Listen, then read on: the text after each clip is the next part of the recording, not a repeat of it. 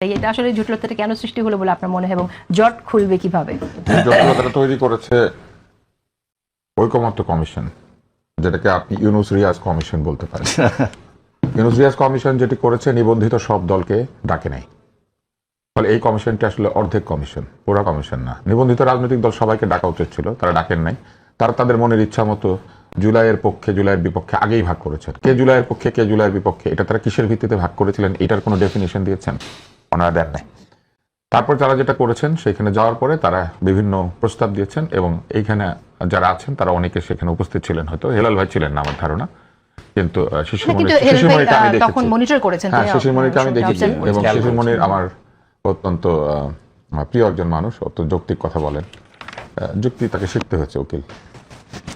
তো সেইখানে শিশিরমণি একদিন দাঁড়িয়ে বলেছিলেন যে এই সরকার অমুক অমুক কারণে কিন্তু আসলে অবৈধ, আমার মনে আছে। তিনি ব্যাখ্যা করেছিলেন কেন এই ইউনূস সরকার আসলে ঠিক বৈধতা নাই। তাহলে ওই যুক্তিগুলো তো ঠিক ছিল। তাহলে মোটামুটি সাংবিধানিকভাবে অবৈধ, কিন্তু সুপ্রিম কোর্ট থেকে রেফারেন্স নিয়ে তৈরি হওয়া একটা সরকার। এবং আমার মনে আছে শিশিরমণি সম্ভবত সেখানে বলেছিলেন যে রেফারেন্স যে দিয়েছে সেই বিচারকদের সিগনেচার কোথায়, এরকম একটা প্রশ্ন মনে আপনি করেছিলেন, বা ওই কাগজটা কোথায়?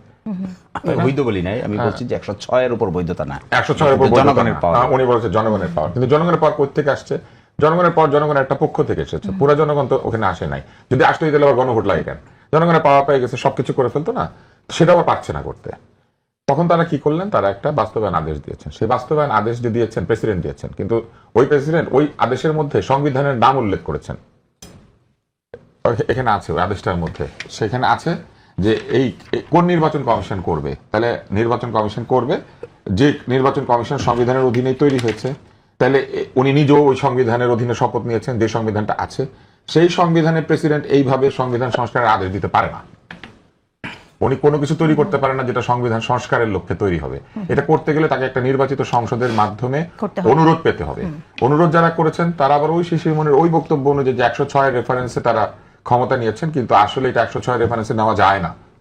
কিন্তু নিয়েছেন তো তারা 106 রেফারেন্সে। তারা কেউ কিন্তু কাগজে কলমে কোথাও লেখেন না আমরা জনগণের রায় বা জনগণ থেকে নির্বাচিত, কোথাও কোনো কাগজে নাই। ঠিক? আচ্ছা, তাহলে দেখেন ওনারা শুরুতেই নিজেদের মধ্যে একটা গোজামিল তৈরি করে রেখেছিলেন, যেটা শিশিরমণির ওই আলোচনার মধ্যে উল্লেখ করেছিলেন যে 106 এটা হয় না, বলতে হবে এটা জনগণের। তো জনগণ যদি ঠিকই করে থাকে, তো জনগণ তো ওনাদেরকে থাকতে দিয়েছিল মেয়াদ ছাড়া। তাহলে গণভোটের দরকার কেন হলো? শোনেন, না গণভোট কেন দরকার হলো, গণভোট কেন দরকার হলো এটা ওনারা ব্যাখ্যা করবেন। গণভোট কেন লিখেছে, আমার কাছে তো মনে হয় গণভোটের দরকার ছিল না। আমি সাধারণ বুদ্ধিতে যাবো, যে কমন সেন্স। তাহলে ওনারা কি করলেন? ওনারা বলছেন যে 106 রেফারেন্সে এটা বৈধ ছিল না সরকার, কিন্তু সেই বৈধতা আবার সরকার দাবি করেছিল আমরা 106 বৈধ। তারপরে সেই বৈধ সরকার প্রেসিডেন্টকে বলেছেন এই আদেশ জারি করতে। এমন একটা গণপরিষদ সংস্কার পরিষদ না, গণপরিষদ না, সংবিধান সংস্কার পরিষদ নামে একটা পরিষদ তৈরি করার জন্য গণভোটের বিধান সহ একটা আদেশ জারি করেছেন, যেটা হচ্ছে সেই আদেশ যেটার কথা আপনি বলছেন। সনদের আদেশের পার্থক্য, সনদের আদেশ যে আলাদা জিনিস, এইটা এই আদেশটার মধ্যেই আছে। কারণ সনদের কিছু কিছু আইন কানুন যেগুলো গণভোটে যাবে, সেগুলো আবার এটার সঙ্গে তফসিল 1 তফসিল 2 করে এটা যুক্ত করা হয়েছে। এখন দেখেন, প্রেসিডেন্ট বলছেন যে সংবিধান সংস্কার করা হবে, তার মানে একটা সংবিধান আছে। তাহলে সেই সংবিধানের যেসব ধারা আছে সেগুলো প্রযোজ্য আছে, কিন্তু আদেশের মধ্যে আবার আছে এত এত এত এত ধারা আছে। 8, 9, 10, 11, 12, 15 অনুচ্ছেদ গণভোটের ইতিবাচক ফল সরকারি গেজেটে প্রকাশের তারিখে কার্যকর হইবে। উক্ত গেজেট প্রকাশের তারিখে ইহার 1, 2, 3, 4, 5, 6, 7, 13, 16 অনুচ্ছেদ কার্যকর হইবে। প্রেসিডেন্ট শুধু বলেই দিচ্ছেন না, কবে কবে কার্যকর হবে এটা ডেট পর্যন্ত বলে দিচ্ছেন।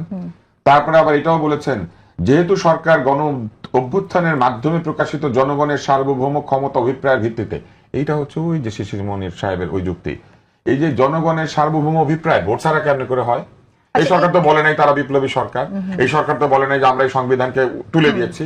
এই সরকার সরকার হওয়ার সময় যে সংবিধানের রেফারেন্স নিয়েছে, নিয়ে এসে কি বলে জানেন, ক্ষমতার বিষয়টা একটু বোঝাতে নিয়ে এসে কি বলেছে জানেন? বলে যে না, এখন আমরা অভিপ্রায়ের, তো অভিপ্রায় দিয়ে বসে যাইতেন, কোর্টে গেছিলেন কেন? এবং প্রেসিডেন্ট যে সংবিধানের অধীনে শপথ নিয়েছেন, প্রেসিডেন্ট শপথ ভঙ্গ করেছেন এই আদেশটা জারি করার মধ্যে দিয়ে। কিন্তু এগুলো বলা যাবে না, বলা যাবে না কেন জানেন? ওনারা আবার এরকম নিয়ম কানুনও করতে চেয়েছেন।